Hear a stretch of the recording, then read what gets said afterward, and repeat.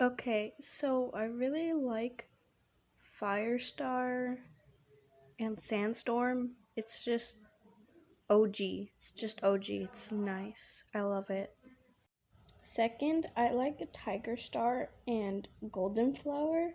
I just think it's funny that she was like, "Man, this guy's really nice," and then she's like, "Oh my God, he's evil. Oh no." Third, I like Dovewing and Tiger Star 2, and it's just a nice ship. I really enjoy reading their chapters. It's nice.